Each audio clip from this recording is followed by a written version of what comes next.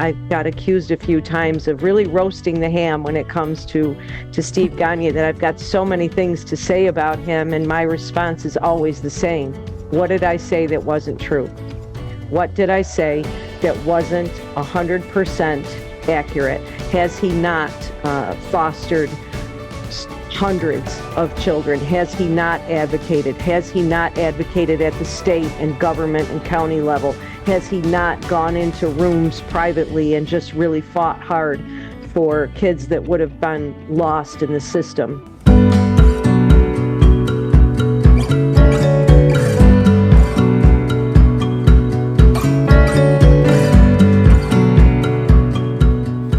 Welcome back to Finding Common Ground with Heather and Steve.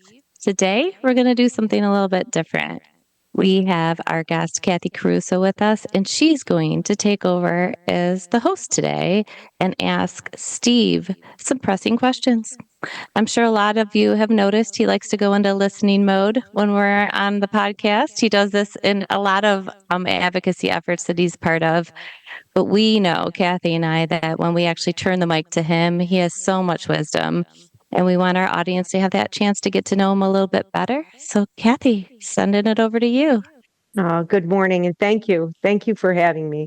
I felt that it was very important for your listeners and the people who watch your podcast every single week to know who the both of you are. You've both done incredible things in advocacy, and you're amazing parents, and to hear from both of you of where this foundation came from. You know, the building is great, but let's see where the foundation is. And Steve Gonyea is someone that I have known and respected for quite a while now. I've had the pleasure of introducing him in many events that I've hosted as Better Together, and also community events that we were both a part of. And I've been accused, as I've said earlier, I got accused a few times of really roasting the ham when it comes to Steve Gonyea, that I've got so many things to say about him, and my response is always the same. What did I say that wasn't true? What did I say that wasn't 100% accurate? Has he not fostered hundreds of children? Has he not advocated? Has he not advocated at the state and government and county level? Has he not gone into rooms privately and just really fought hard for kids that would have been lost in the system? But Steve, let's start right away telling us, tell us about your own family and you weren't born into advocacy. You've held high positions in secular workplaces. You owned your own companies. How did you get here? How did this all start? Probably I have to say, probably the most I've done for as far as getting experience for the advocacy part of it was my own son. As anybody knows, that when you have kids with disabilities, and I knew there was something going on with my son back when he was 4 years old. He's now 35, so that makes it 31 years ago, and nobody really knew what autism was. Nobody knew, what was going on. Other than I saw a lot of stuff, and I knew there was disabilities, learning, and academic delays, and everything else, and again, as anybody knows, it can be trying on a marriage. And my first wife just could not handle the situation. She refused to believe that he had disabilities, and that things were going on. It was just normal, some of the things he was doing. And I could get into all the things that was, but it's far from normal. And I had to fight for that part of it. And when you go to court, we wound up getting divorced. And when you go to court and a judge tells you that you're never going to get custody of those kids because you're a guy, literally a sitting judge told me that 31 years ago. And I spent 2.5 years in court showing that I should get custody of him and his two sisters. And I did prevail, and I wound up getting him. But then I had to figure out what was wrong with my son, Dustin. And that was more on the job, learning as I go, and learning the hard way, actually, what I should do, and trying to get him services that, or anything that, any kind of help I could get out there to help Dustin and my family go forward with the things that were going on. And so, that was a lifelong process. And that's the advocacy background that I have. And Kathy, and Heather, that you can't take no for an answer sometimes when you're struggling as a parent, when you're struggling to find out what's going on with your child. Sometimes you got to find another way. And it taught me to be extremely persistent and do everything I can to try and find an answer to it. And my son is not the same kid he was back then. Anybody that knew him back then, probably up until age 15, 16, 17, would never know who he is right now. They would never believe it, the change that's gone on over the years. He's just a completely different kid. And I think a lot of it is because I was able to put things around him, supports around him. I wish I could have done it sooner. I wish the Kalbermans and all the other agencies that are out there right now weren't around back then. I wish we had the supports back then. And this, Kathy, better than anybody, that they just weren't there. And we had to kind of create them, or we had to kind of create programs, or we had to kind of put him in positions where he was going to be successful, find his strengths. And I was able to find his strengths and turn a lot of that around. And then my wife, I remarried, and my wife and I started doing family care for the state. And it was usually older gentlemen. We had a blind teenager here who spent 6 years here, and an elderly person who had Alzheimer's. Tough work. Both of them literally need to be showered and do all that kind of stuff and bathed and all that. Hard work. My wife and I decided we switched the children. That's why we wound up doing all kinds of advocacy for foster kids and respite kids and the juvenile justice kids since that period of when we changed. So, and as you go along, you wind up getting more and more and more experienced at all of this, especially autism. We actually would have neighbors drop their kids off because they knew I could handle my son. They knew the transformation I had with him, and they dropped kids off at our house, literally sometimes for the summer. And Oh my goodness. and I'm not kidding. I'm not kidding, Imagine. Kathy. When you're desperate for help, and you got this guy up the road that's pretty good at it.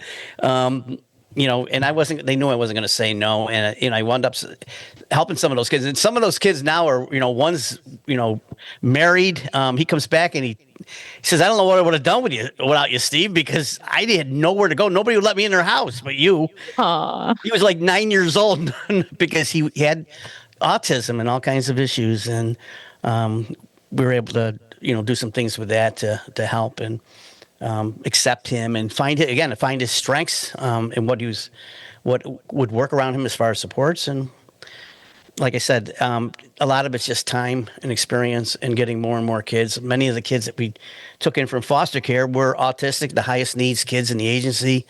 We didn't get the kids right off a CPS call. We got the kids that got kicked out of 20 foster homes, and we would try and settle them down and start the process of undoing the damage and try and build it back up so that we can be successful in getting them to a better place.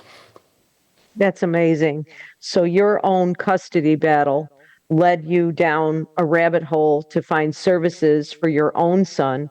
And what you discovered in that hole were many people and many children displaced and unhelped and without services. And as you said, 34 years ago was a completely different ground than it is now. We've come a long way. My son is 31. And we had to pioneer and press for services and things. I didn't even know what I was asking for. I didn't even know what autism really was, but I knew Exactly.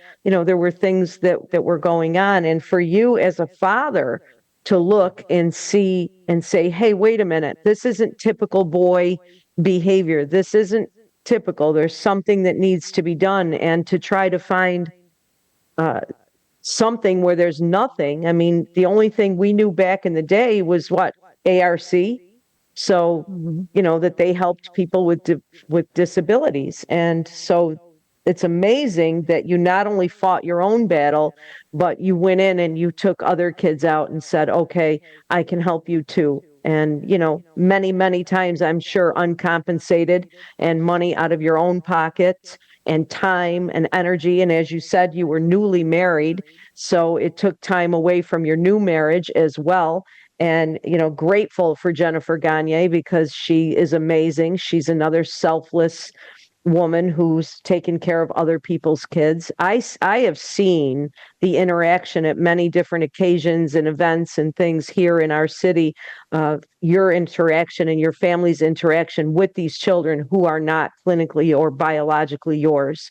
They just love you and they respect you, and they're well cared for, and they're clean and they're fed, and they're all the things that you want to see every child be. And I'm grateful too for Dustin for being willing to share, parts of his journey that, are not. I'm always careful too when it comes to my son. I never want to uncover what he wouldn't want uncovered, but I know that Dustin wants to help other people. He's a helper. He's very much like you, and the rest of us are grateful, And when you got really in the trenches with foster care, you uncovered some things that really needed to be dug up and changed, huh? Yeah, the foster care system has systemic failures throughout it. Children that are supposed to stay, legislatively and by law in care for 15 to 22 months, and we have kids 11 years, 13 years in foster care. We've robbed them of their childhood. I'm not afraid to say it.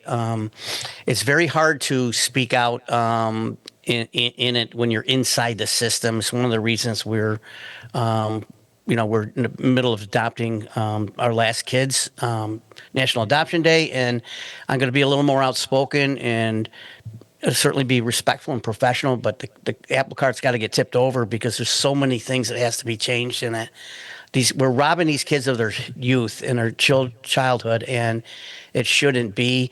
And a lot of these kids have disabilities. A lot of them have autism. A lot of them have mental health issues and trauma, and it's not getting addressed. And the answer is just to kick the can down the road, or just if the kid doesn't do well in one foster home, move him to another. Meanwhile, the bio parents, don't step up, and these kids wind up in the foster care system for a long time. There's a better way. And I have some ideas, and I hope starting in November to start going down some of those roads.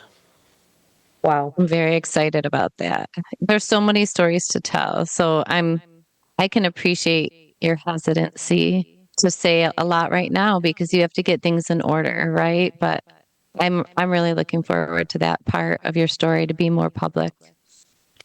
Yeah, we actually have a whole skew of aged out foster kids that want to come in and tell their stories, and there's probably nobody better to tell it. It's even better than me. I've lived a lot of this stuff, but it's even better when it comes from a foster kid, maybe that wasn't in our home, that endured quite a bit of trauma in the foster care system and wanted a way out. And these, when there's not a lot of transitions in place, these kids are still struggling. And I'm a firm believer if you get this stuff, and Kathy, you can relate, if our sons had gotten help when they were little, they'd be in a much, much, much better place right now. And unfortunately, they didn't. And it's like foster care. These kids don't get proper supports, when they're in system a lot of times, and they wind up having to struggle, and then they transition out, and the answer is, oh, you can check yourself out at 18. Well, they're not ready. And then they fail and they're homeless, and I've seen it. They've come to my home, they've called us, and they want their stories told. And like you said, Heather, I've been hesitant because the system is set up right now. It's a culture type situation. It's set up. Nobody wants to say their model is wrong. Nobody wants to say the system doesn't work. What I find is they pit each other. They'll blame it on the courts. They'll blame it on the judge for kids being in care that long. It's not the case whatsoever. It's not the case. It's everything else. And that's the part that has to get fixed. And I'll have more time soon when I'm not doing 24/7 care with foster care. And I expect to use some of that time to try and tell some of these stories that Heather, you and I both do on Finding Common Ground. Tell some of these stories out there and let these kids get heard. I think that some parents are doing the best that they can, and they lose control and they lose the ability to care for their kids. But there are some that are just not doing anything. And I know, Steve, that you've been involved in some situations where the child needed health care and they needed dental care, and you were actually fighting the natural parents to get those things and to because with foster care, and please pardon my very small and ignorant understanding of the system, you have full responsibility, but you don't have full authority. Is Right. that correct? Right. We don't So have you have, guardianship. The county does. I'll give you a quick, for instance, and we had a bio parent. We had a kid that had dental issues, and Kathy, as you know, dental is extremely hard to get for our population. Anybody with autism, if they need to be sedated, you can't get it. So we had a child in our home, very young. It was wound up getting an abscess tooth that was really bad. It was like the size of a marble, and we didn't know what was going to happen with it. Jen took him to the hospital, ER. ER says he's got to go to Syracuse immediately for surgery, and in dental surgery. The bio parent fought us, told us, "You're not bringing him to Syracuse in the ambulance and ER. You're not bringing him." It's a control thing sometimes with some of these parents, and we just got the doctors to okay it as a safety issue because it was signed off on it, and the doctor says he's going, and we rode out there with him, and we got the surgery done, and everything. He was even a much better kid afterwards. It's obvious when you're nonverbal and you're autistic and you can't explain how you're in pain. He couldn't even tell us he was in pain, and it was a relief to see that this kid was not in pain anymore, and it was exhibited by his actions. He was just much happier, smiling, and all that, and not be able to tell us still, but you could tell that it was the right thing to do, and the system makes it so hard to sometimes do the right thing, and it's crazy. So yes, yes. it's got to be I know fixed. from just being interviewed recently with Strong Memorial and Eastman Dental, right now they have 1,000 people on a waiting list from 51 counties in New York State. So Yeah, if the waiting list is that long, emergency care has got to be quite difficult, and especially when you're confined by not having full guardianship or you're fighting with parents. But we all know that problems with dental care can just go everywhere in your body. right. Your head is central, and when something's wrong there can be many other manifestations of health and mental health and all kinds of things. So dental care is utmost important, and I keep that fight up. I don't let go on that one, but it's amazing that you've been able to so well care for all of these kids, and you do have a lot of success stories and kids that have reached back and said thank you. I don't know where I would be without you. And you let them know what it was like to sit at a dinner table and have family and have care and be clean and be taken to great events in the community. It's just an amazing, amazing thing. Tell us a little bit more about your own family. You said that you got custody of your two daughters, Yes, and they were 8 and 12 at the time. Dustin was 4. Pretty unheard of if you think about it. Precocious 8 and 12 year olds. The 12-year-old with attitude, and kind of fought the fact that dad was taking custody and all that kind of bit. So I went through some of that. It wasn't just for my 4-year-olds issues. I went through some with the 8 and 12-year-old daughters too. But they'll tell you that if you talk to any of them privately now, they've all grown up to be very good at what they do. They've got their own families and they're doing really well. And they come back and tell me all the time, Dad, good thing you were there. So um, they do have a that makes tremendous me amount of happy. love and respect for you. They do. I've Yeah. talked to Rachel. Yeah. Mhm. Rachel is with my child. We have his, hers, and mine. Rachel was ours together. Um, there's quite the span in ages in our kids. My oldest is 44 and Rachel's 23.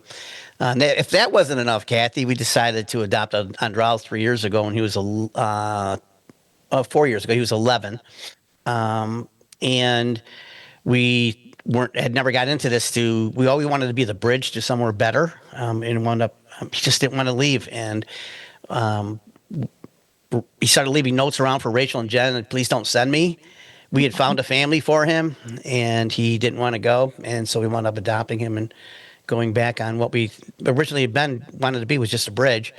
And then David came into our house, and he's getting adopted November 21 at National Adoption Day in Syracuse. It's quite a big to do. The last time Andra was adopted at the local family court, David's going to get quite the spectacle. I've not been to one, but that's November 21st. And right after that is Michael, who's extremely profoundly autistic. They had wanted to speed things up to get him Michael at the same time. But David wanted his own day, and I understand that. He's a teenager. And I think for all he's gone through, he's been in with us for 5 years. He's the child that was told by staff at the provider agency in foster care that he'd be home in 3 days. He was 10 years old at the time, and it didn't happen. What do you think happens after that?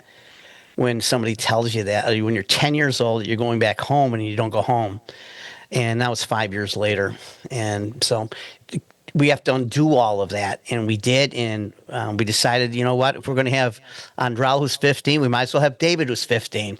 So, and then it'll be Michael, who's 17. And we'll see what happens. I don't know the time frame with Michael, but we're going to take the kids that are in our home, and we're going to keep them here and with us as a family. So we have a much larger family than we intended. That's amazing. It'll be 9 kids. Good for you. I'd love that you picked out that one piece about the little white lies, like the things we tell kids in the moment because we think it makes it easier. But I have to give you credit. You and Jen are so good at being very realistic and transparent because you're not promising them something that you don't know you can make good on. And I think that alone, the kids need. They need to know that the person talking to them and looking out for them is telling them the truth and that they're really trying to do what the child needs. Right. And Heather, unfortunately, that doesn't happen. What happens is they tell them what they want to hear, or tell them what they think they want to hear. And Jen and I are honest with these kids. If they ask us a question, we're not lying to them. We're going to tell them straight out. Now, does that fit, go over well with the county and the foster care agency? No, they don't like that. But what these kids want is a sense of belonging. They want somebody to tell them the truth. And more importantly, they want somebody to have their back. And because nobody's ever had their back, and we make sure they have their back, that gets me in trouble sometimes with the county and the provider agencies. I've had pretty good luck with the courts. They know I'm looking for the best interest of the kids, but it creates some problems sometimes. And I won't. But they kind of try and tie your hands so that you can't do what's best for the kid and have their back. And like I said, the gloves are off November 22nd. That's going to be something to reckon with, I'm sure. And I think that every child and adolescent in foster care that can understand what's going on will be cheering for that because they want to be seen and heard, and they want to be told the truth and well cared for. So thank you for making those huge inroads and going into very difficult places. And I know that you mentioned that your foster care included many children with developmental disabilities, with autism, with different kinds of challenges that they had, both comorbid with mental health and neurological health. And sometimes it's very hard to cross those borders for agencies and to get help for both systems. But at home, you did something that was off the charts amazing. You saw that they needed recreation, that they needed play, that those sensory needs were not being met even out in the daily programs. So what you did was build a sensory barn and a recreation barn right on your own property for the kids that were living in and out of your home. Tell us about that. Yeah. It started out as just being kind of a little shed Dusty can go hang out in, and it kept getting bigger. And I kind of had to smooth Jen over because it kept getting bigger. Like I said, in order to do some of the things I wanted to do, and now it wound up being a 2-story building. It's pretty cool, and actually, it was a lifesaver during COVID because I actually built that before COVID, and it was a lifesaver being able to have the kids to go somewhere when nowhere they couldn't go anywhere, and we'd actually have that it would be part of their day curriculum days as their rec part of their trying to teach kids at home, to be able to go out there and use that. And they did. And then, somebody tipped off the news. Next thing I know, there's a reporter here wanting to do a story. And Kathy, you know me. And Heather certainly knows me. I just really never did it. I could have put publicity out in the beginning. I just didn't. It wasn't about that. And I just, but looking back now, it wound up serving a lot of people because once it got out, other agencies started using it, and we probably had, I don't know, 7, 8 agencies that use it all the time. And some families come over here and they just drop in.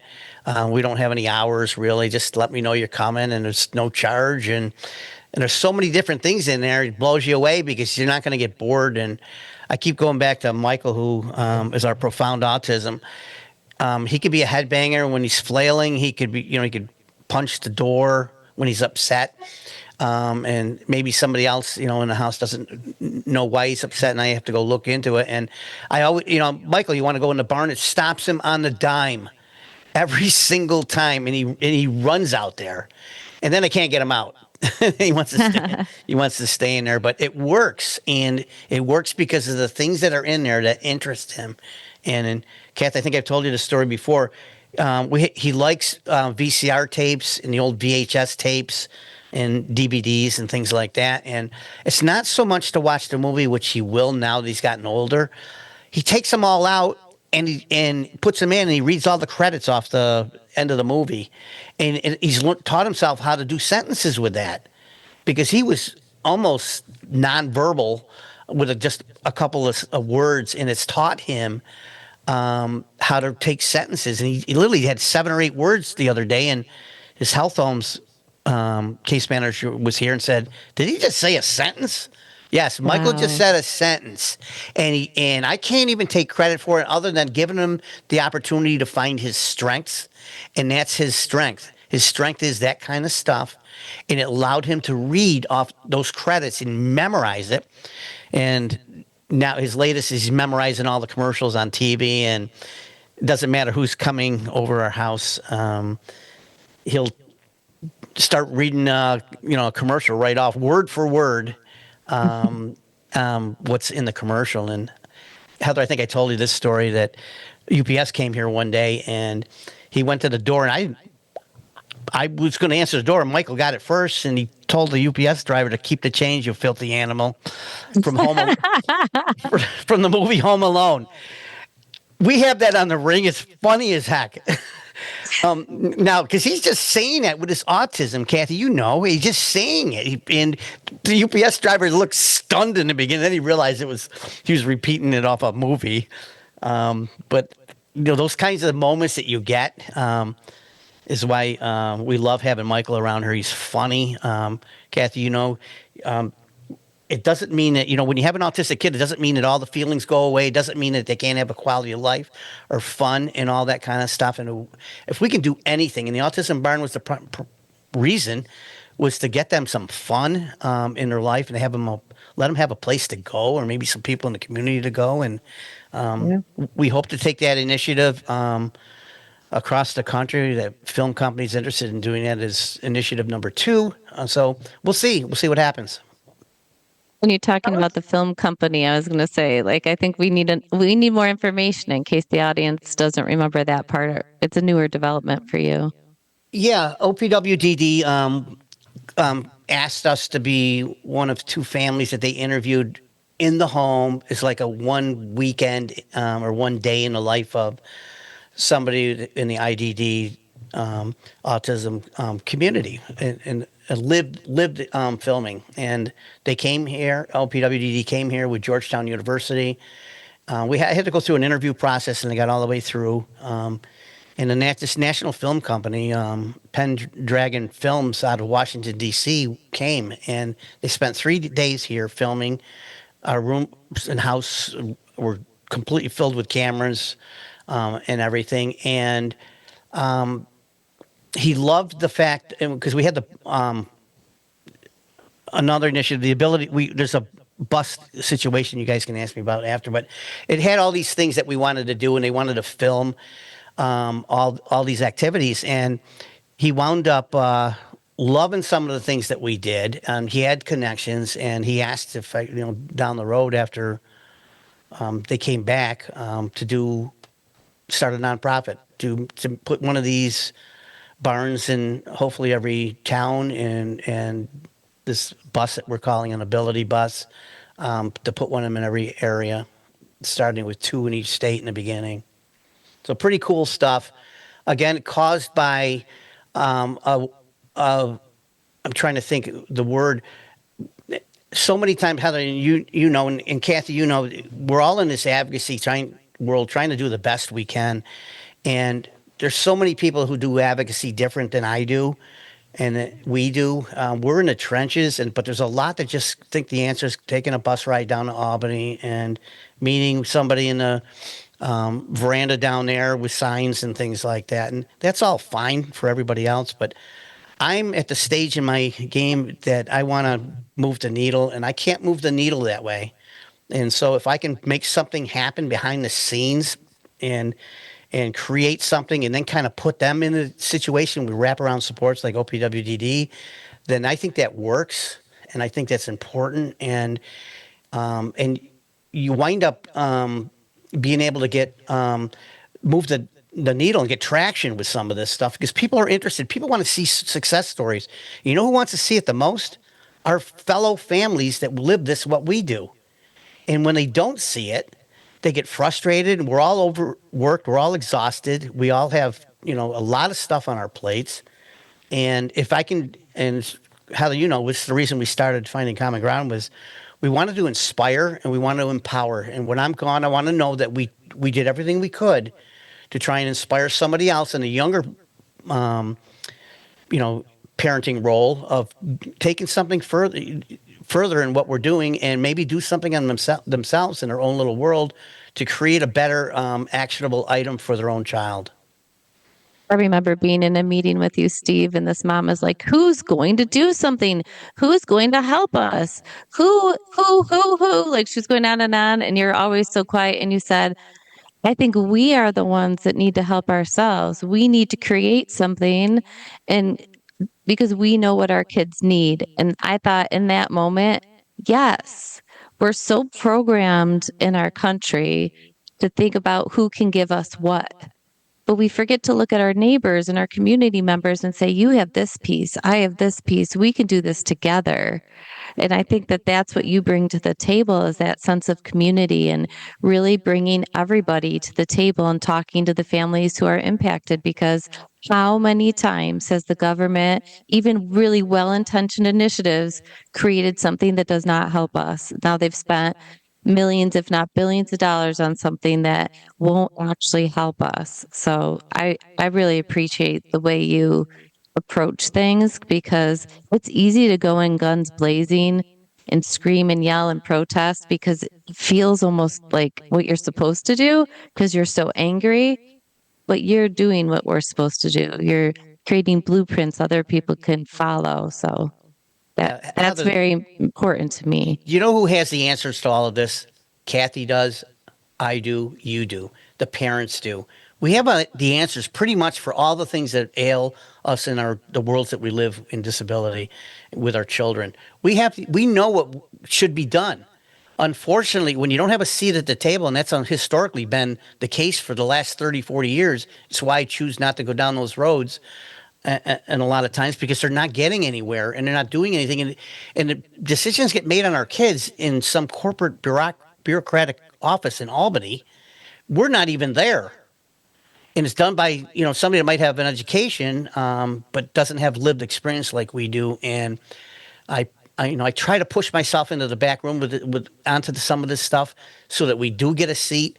But more importantly, it's not for me to stay there. I want somebody younger than me to come in and take over these spots down the road, and so that they have a seat at the table, so that the trials and tribulations that locally that Kathy and I went through years ago, our kids don't have to do that. Their kids don't have to do that, and if we can do that, then we've moved the needle. And once we get a seat at the table, Heather, I usually don't take no for an answer. I'm very persistent. And again, the reason I'm persistent is because I got that training way back with my own son in a custody thing, and I've been that way ever since. And I know that we can get stuff done that way. And more importantly, like I said, if we can inspire others to do it down the road, I think we will change some of this stuff. And it's not going to get changed without us. And the faster we can all get ourselves into some of this stuff and get, especially some of these younger parents, I understand the frustrations that they're all going through, the tiredness stuff, but they need to show up at some of the events. Kathy did a great event, Pathways for Success with the Sheriff. Great event. We needed more people there. And I know the apathy's out there, but we got to find a way to get the message to them. And so I think there's ways that we can do that. And again, to move the needle, again, to help others, not so much anymore. I'm the older one in this room, and I've, my wife and I are taking on 15, and 17-year-old kids, two of them with a lot of disability issues and probably cannot live on their own. I have to make sure that they have a place to go. And down the road, besides my own family, that there's supports in place. So I can't wait and sit in committee for 3 years to get something done. So it's what drives me, and I hope that I can, like I said, I can help others, give them some tips on how to maybe do some of this stuff behind the scenes and get something done. The advocacy never stops. It never stops because there's always a next piece. And because of your demeanor and because of your credibility and because you've lived it out in so many different situations, you have been given credibility and respect by OPWDD and other larger groups and organizations that can make enros for our kids. But you've had to go out of the box, and you have. You make a statement that the Calvary isn't coming. We're the Calvary. We're the ones that are going to go in and make those changes. And I think it's pivotal. Yes, education and having a degree and many letters after your name is very important.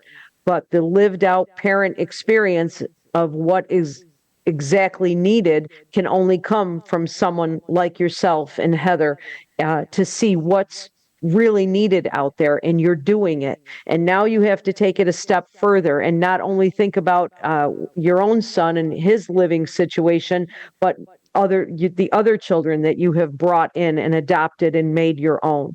Because housing is a crisis, and going and screaming with a sign in Albany may not be that fix.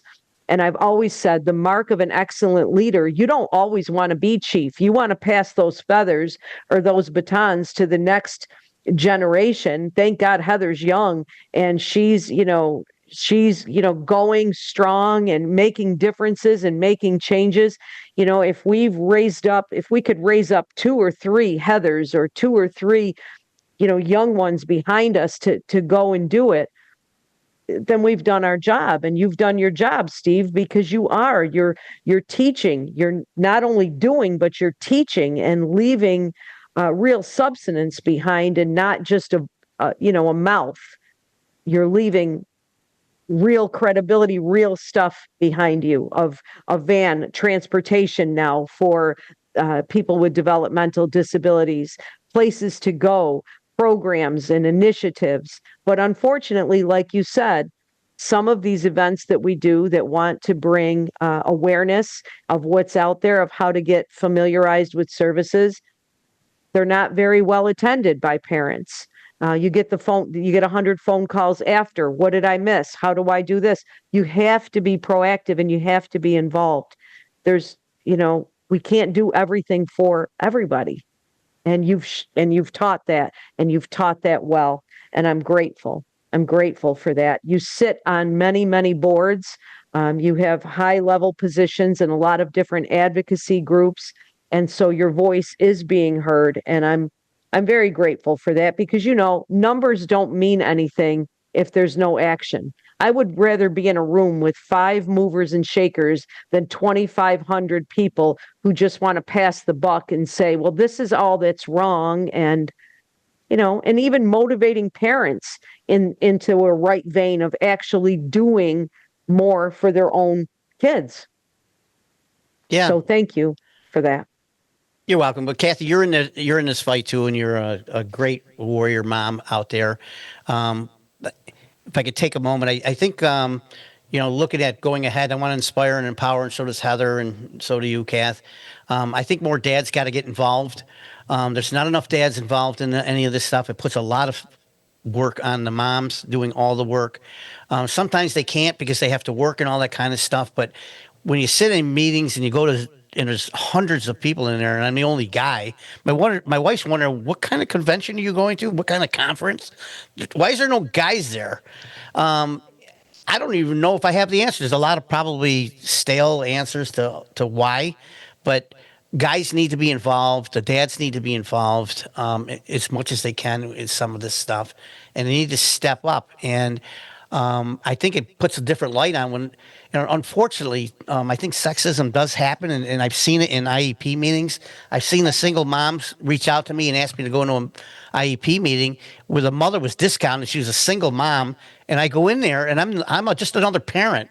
It just changes everything that's in that IEP meeting when there's a guy in there, a dad in there, and I just think that there needs to be more of that. And so I'm hoping that we can find a way to get guys to step up and dads to step up, and the moms try and get them some supports and help along the way, so they don't spend all these years, Kath, like we did going way back, without supports, without the proper supports. And I think going forward, we're going to be in a much better place doing that. Again, it's important that anybody that's listening to, you can move the needle. You don't have to, my wife would say, I put her to sleep talking every night to all these ideas I have. And you don't have to do all this stuff that I do. Just take one thing in your child's life and try and find a way to fix that issue. And there's a lot of things. And Heather, we're part of some groups one of the groups down in New York City, the Coalition for Self-Direction, they're all doers and shakers. One of the reasons I like being in that group, they're doers and shakers and movers and shakers, and they get stuff done. They've created models down in different areas because they weren't getting any help. And then I see, on the other hand, large groups of parent support groups with thousands of members that haven't moved the needle in 5 years, or parents still complaining about the same thing in support groups that they were complaining about 30 years ago. And I never wanted that to be me. So yes, you guys mentioned I'm always in listening mode. I am. Doesn't mean I'm not paying attention. I'm in listening mode for a reason. I learn a lot by listening. And I take those things, it triggers ideas, and then I find a way to do stuff behind the scenes, hopefully with people in my community like Kathy. And if not, I try to go down some other roads and try and open some doors for the Kathys and Heathers of the world. We appreciate that, Steve. And there's going to be some exciting developments that are happening right in Utica and Rochester. I mean, I know that some of them are, pretty new stages, but the community center, the work you're doing with worthdoing.org, all the things that we're doing as a platform. So I'm excited to keep putting this into practice. Because I agree with you. We're in groups where there's a lot of talk and not a lot of action. And me and you would be chatting on the side and setting things up and talking to, legislators. And by the end of the meeting, we had like an action plan and everybody was still complaining. And I thought, okay, he's my people. I need to spend more time with Steve and do that kind of advocacy, because that feels good. That actually gets you somewhere and you're not stuck in the angry stage. You're actually moving and doing. we've talked so much about me. When are you guys going to start roasting me? You blew my head all up. I'm not used to this. I know, right? I was gonna say I did talk to your wife ahead of time, and she said to ask you with all seriousness, maybe not seriousness, when you started giving your children tomato pie, which is a Utica specialty, because she said that maybe Rachel, was eating Cheetos at 3 months old, and the tomato pie just a little bit after that. Yeah, look, that was like 20 years ago, and she was teething, and I'm a dad left with what do I do? And I couldn't get her to do anything to stop her crying. She was teething and crying. I had a Cheeto and I gave it to her. Oh my gosh, it stopped it completely. And then I found out it stopped it every single time. And the unfortunate part of it, we do a nice cleanup afterwards. And one day, Rachel got into a smaller bag of them, and they were all over her, and I was busted. So. And same way with the tomato pie. She was eating pasta. She's Italian, and she was eating pastas and tomato pie and Riggies, I think, at age 3. Maybe sooner. I'm not sure, but that's good, and that shows me that you're a dad with tricks up his sleeve, right? Because we all need those little things that we find out along the way. and always learning. Yeah, definitely. Well, we are at the end of the show. So I think that this was really important for us to do, to take this step back. So thank you so much, Kathy, because it's really nice to have somebody else come in and point out some of the things that we're doing and to make us reflect on it. Because I think as a platform, we've learned a lot this last year. We've learned, what the audience really engages with and what's maybe not as relevant to them, but we think is important. And that's kind of like those resource fairs. People might say, someday I'll listen to that episode or someday I'll go to that event. So I think the discussions on how to get people more activated and attending things in the way that they can, because we get it. Some days are harder than others, but that's my piece of advice for families. Don't just pull the covers over your head. Find your people. Get out there, make connections because there's going to be a Steve, a Heather, a Kathy in your neighborhood. There will be. You have to look for them though. And then you guys could work together, make things better because that's what we're all trying to do. Well, we look forward to hearing from you next, Heather, and finding out who you are and all that you've done and why you did what you did. And as a woman with, 100 emotions and hormones and all of it, moving past, because you used the word anger a couple of times, and I can totally relate to that. But you took that anger and made it righteous anger and did things with it and accomplished much. And I can't wait to hear all that you've done. So I think you guys are an absolute amazing team. I love it. I love the dynamic.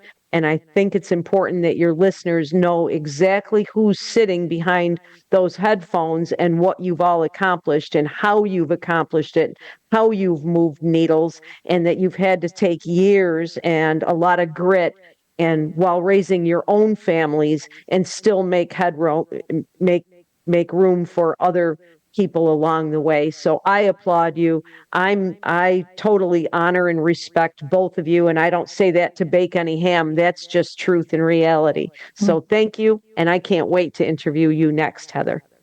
And then we're going to interview you, Kathy. Oh, she's like, nah. Yeah, no. It seems only fair. I just want to be an Indian behind you, Chief Steve, in our area, and see things get accomplished, and see a rec center built, and maybe work on housing down the road, and see what we can do. But I'm getting long in the tooth too, and I'm grateful that I do have a husband who's involved, and he is one of those fathers that ran his business and still took care of his son. And marriages do suffer. They suffer greatly, but you have to be able to say, okay, my son has more needs than I do, so they come first. Yeah, on Thursdays we're doing some things with dads, and I might have Dan on. That would be great to interview him. I'd love to see him pushed out of his comfort zone. Yeah, He's a quiet man, but he's got a lot.